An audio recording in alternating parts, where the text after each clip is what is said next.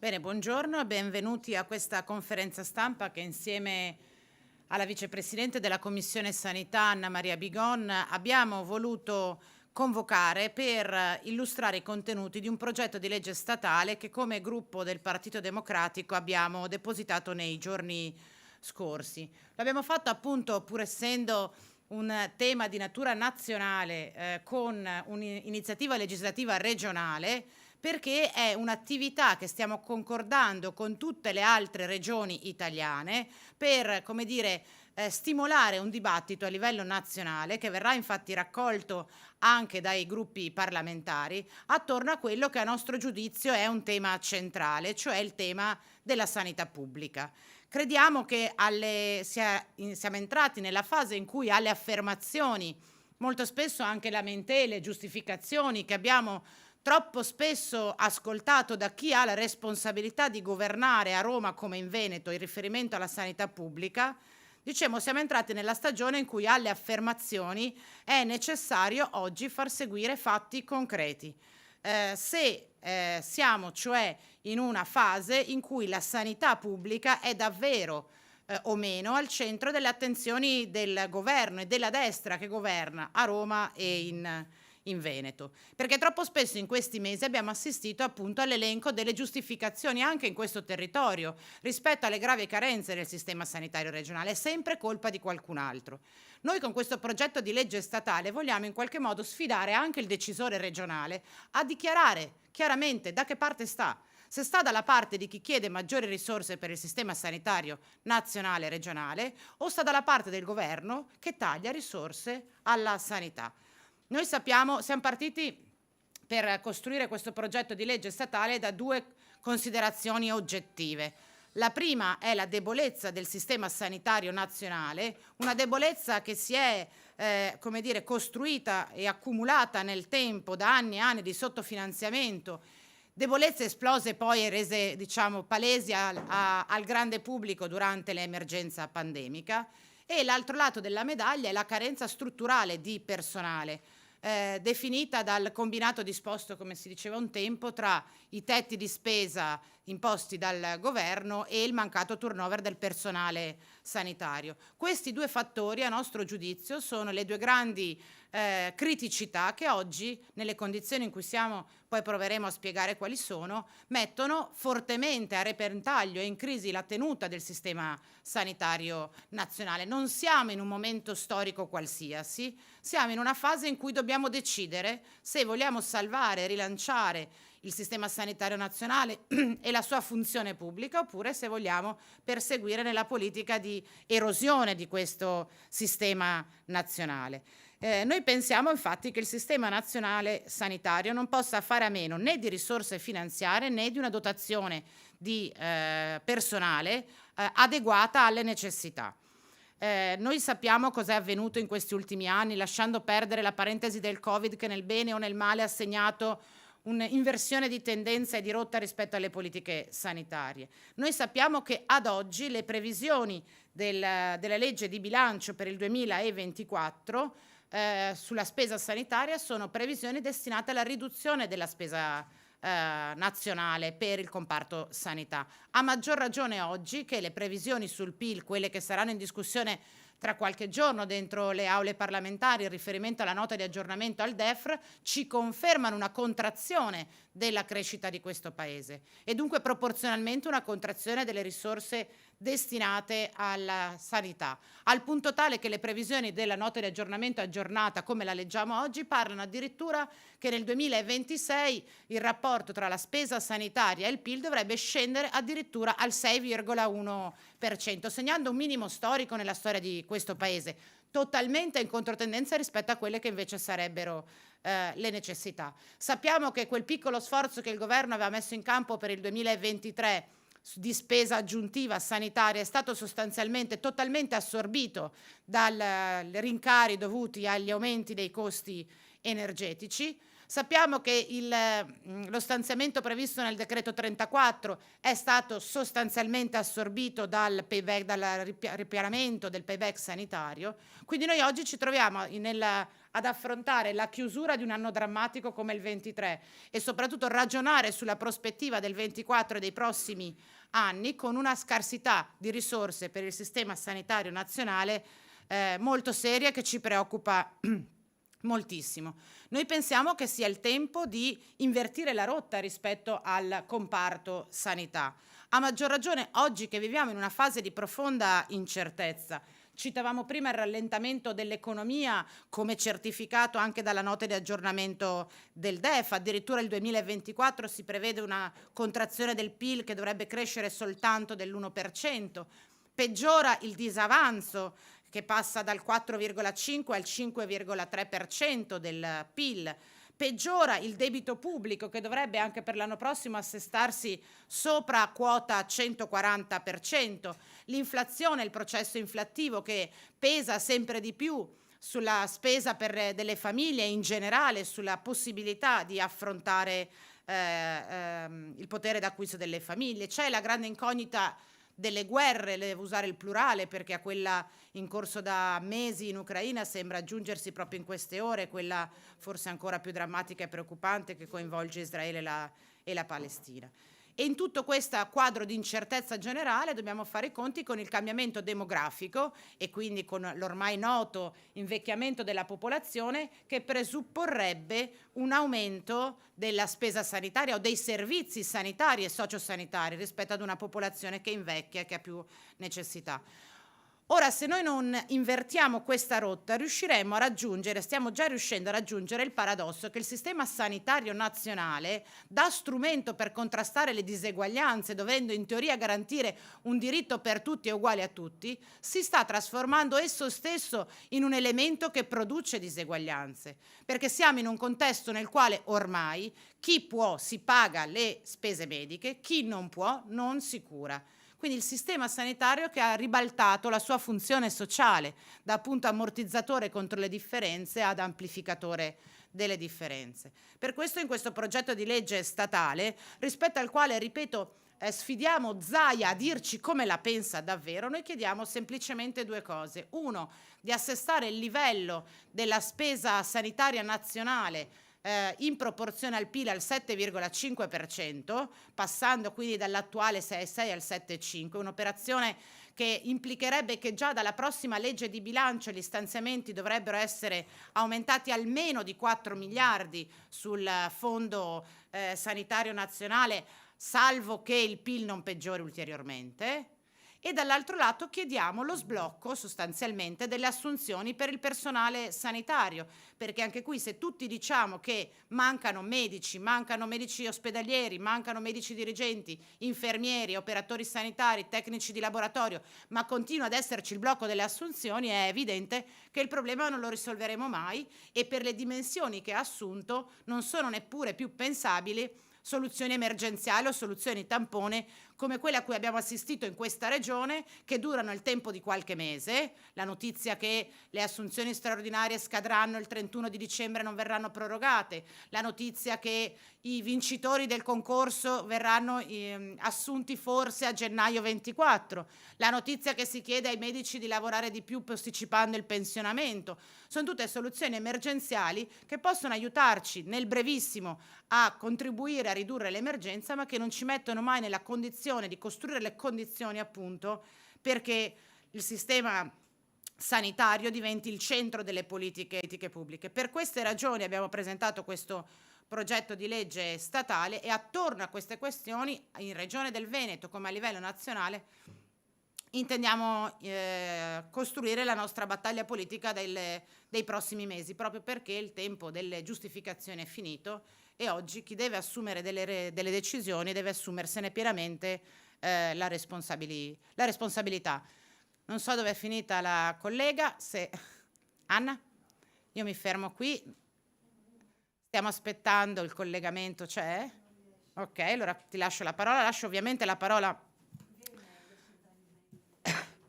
ad Anna Maria Bigon, vicepresidente della Commissione Sanità, che illustrerà poi nel maggior dettaglio, se ritiene, il provvedimento. Vai Anna. Grazie Vanessa Camani, capogruppo del nostro gruppo regionale. Noi abbiamo pensato di proporre e di mettere in relazione questo progetto di legge statale molto importante per noi, perché di fatto abbiamo un problema enorme in Veneto e in Italia, che è da un lato la denatalità, dall'altro l'invecchiamento. Questo comporterà un aumento dei bisogni e una diminuzione della popolazione attiva. E quindi cosa succederà? Se adesso abbiamo un 25% sia in Regione che in Veneto che in Italia di over 65, fra 10 anni ne avremo esattamente un 10% in più. Cosa succede? Da una parte abbiamo un diritto alla salute che va garantito a tutti indipendentemente dal reddito, soprattutto chi non ha reddito, e questo è ovviamente l'articolo della nostra Costituzione che lo deve garantire, il diritto alla salute. Dall'altro punto di vista dobbiamo mettere delle risorse.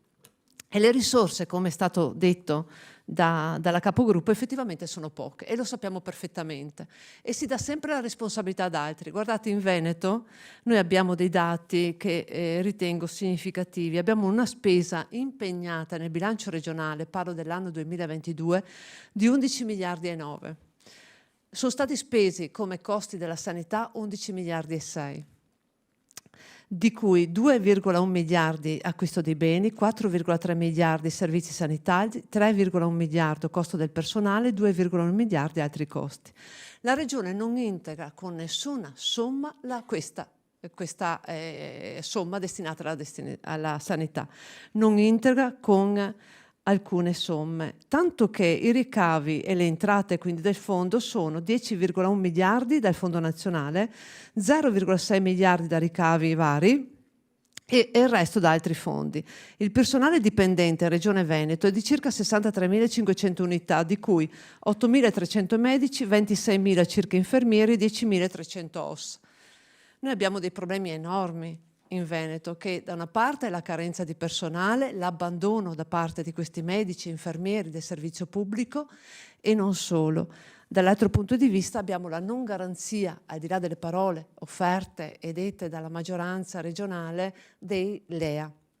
Perché? Perché se è vero che i LEA dovrebbero garantire l'accesso al pronto soccorso, dovrebbero garantire i servizi di consultorio di distretto e dovrebbero garantire le cure non solo ospedaliere ma anche di medicina territoriale, di fatto questo non succede. E quindi dobbiamo integrare quelle che sono le risorse, meglio fosse se la Regione mettesse anche di soldi propri, mettendola come priorità la sanità pubblica, ma sicuramente da parte dello Stato, perché nei prossimi anni, dalla prospettiva che è stata rammostrata, avremmo una diminuzione addirittura delle risorse e quindi dobbiamo integrare. Questo progetto di legge per noi è molto importante, come dicevo, perché vincola lo Stato ad impegnare risorse pari a circa 4 miliardi in più per ogni anno per arrivare a circa 20 miliardi in più e quindi a 7,5 punti di PIL, in modo tale da garantire quantomeno i servizi essenziali. Perché se noi mettiamo in correlazione quello che sarà l'aumento del bisogno, quelle che sono le attuali carenze e quelle che sono le somme necessarie, sicuramente se andiamo avanti con questa situazione non potremo garantire la sanità pubblica, che già appunto mostra molte lacune. Guardate, noi abbiamo varie segnalazioni, sono state dette. Abbiamo un'attesa alle cure molto importante, il 40% circa di quelle che sono le prescrizioni mediche dei medici di famiglia vengono pagate direttamente dagli utenti e quindi dai cittadini, con un costo a famiglia di circa 1.700 euro all'anno. Abbiamo un 10% dei cittadini che rinunciano alle cure in Veneto, la media italiana è dell'11%, in Veneto si attesta al 10%, quindi è altissimo.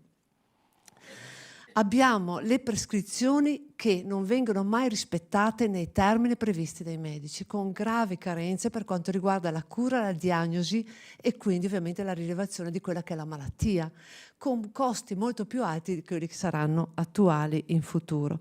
Per cui noi mettiamo alla prova quella che è la nostra maggioranza in Regione Veneto e vedremo da che parte stanno nel momento in cui porteremo in discussione, speriamo presto, questo progetto di legge. Grazie.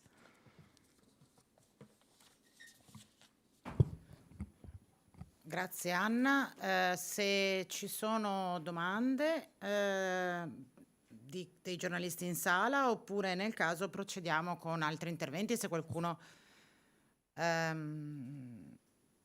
ha qualche cosa da dire. Approfitto soltanto per ringraziare i colleghi del gruppo, Andrea Zanoni, Jonathan Montanariello, Francesca Zottis e Chiara Luisetto, che è collegata e che ha già chiesto di intervenire, perché questo ovviamente è un progetto di legge che come Partito Democratico abbiamo presentato in questa e nelle altre regioni italiane.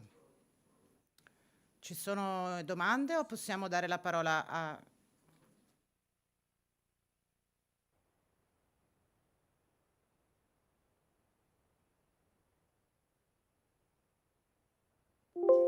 Allora facciamo parlare la consigliera e poi spegniamo la diretta e sentiamo le domande. Intervengo io, Vanessa, chiedo se... Sì, Ok. vai Chiara, ti sentiamo.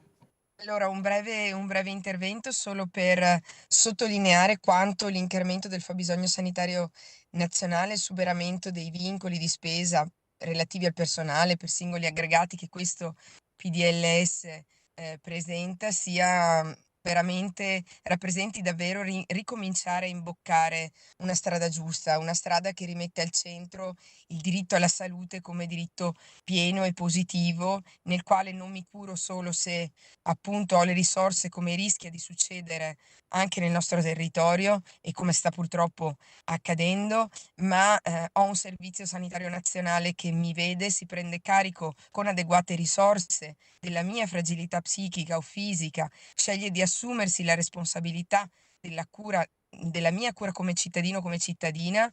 È una prospettiva che rimette al centro completamente la persona. Ringrazio la capogruppo Camani e anche ovviamente la vicepresidente Bigon per aver presentato questo progetto di legge che sosteniamo tutti convintamente come gruppo e che ritengo fondamentale venga sempre di più condiviso da tutte le regioni, indipendentemente dal colore politico. Ciò che mettiamo alla prova oggi, ciò che chiediamo è quale idea di sanità c'è, un'idea di sanità con le risorse che fa fronte ai bisogni delle persone, un'idea di sanità che si trincera dietro a una finta no tax zone, come ci viene continuamente ripetuto rispetto alla nostra regione, ma che in realtà mette le mani in tasca 2 volte ai cittadini, non curandoli e costringendoli ad andare nel privato. Quindi spero davvero che sia un progetto di legge condiviso da tutti per il bene che porta con sé e per l'idea di cura e di sanità positiva che porta appunto con sé. Grazie. Grazie Chiara, chiederei anche a Francesca Zottis, anche lei come Chiara e Anna in quinta commissione, di dire 2 parole, poi lascerei la parola al segretario regionale della CGIL Tiziana Basso.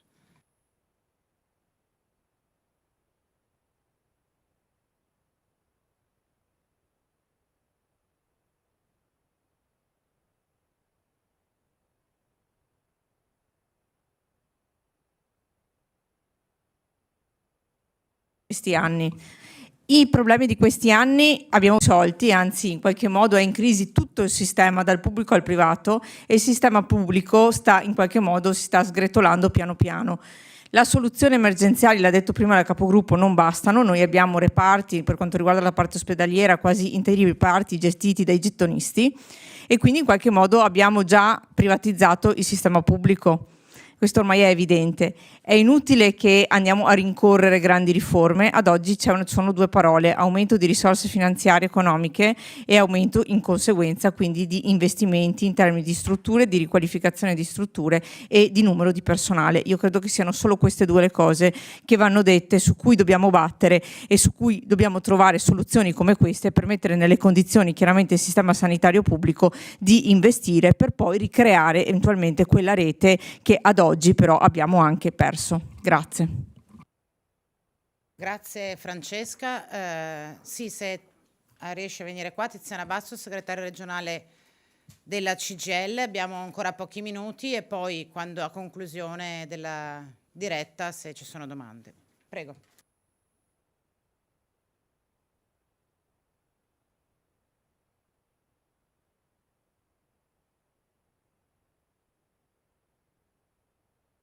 Priorità, scusa, la priorità Questa proposta di legge diventa un momento importante, molto importante, per cui vi ringrazio davvero.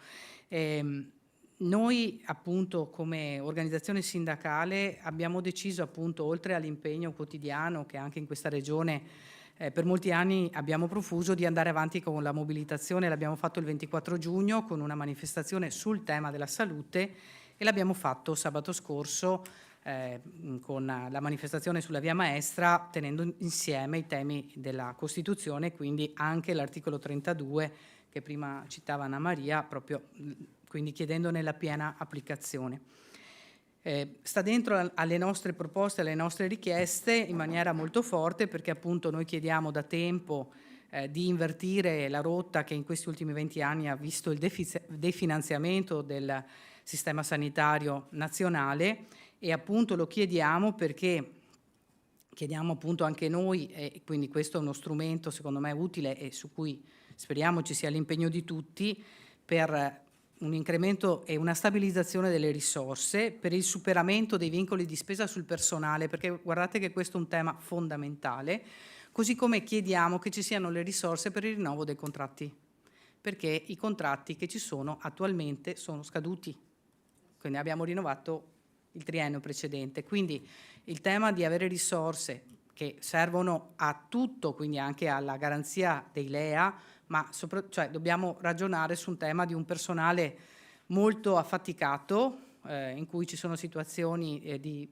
grandi pressioni e cariche di lavoro, e con uno scivolamento, lo diceva Francesca per ultima, sul privato, che ormai anche nella nostra regione è molto presente. Per questo continuiamo anche nell'azione nei confronti della regione, perché ci metta risorse proprie, la dico così e lo sapete, insomma abbiamo discusso anche con voi negli anni scorsi rispetto a delle proposte, per cui ancora un grazie veramente, sono i temi nostri, per cui veramente apprezziamo molto questo impegno. Tra l'altro abbiamo una campagna che su questi temi coinvolgerà tutti gli enti locali, chiedendo a tutti gli enti locali di sostenere proposte di legge di iniziativa regionale, ordini del giorno o azioni proprio sul tema del finanziamento del sistema sanitario nazionale. Grazie.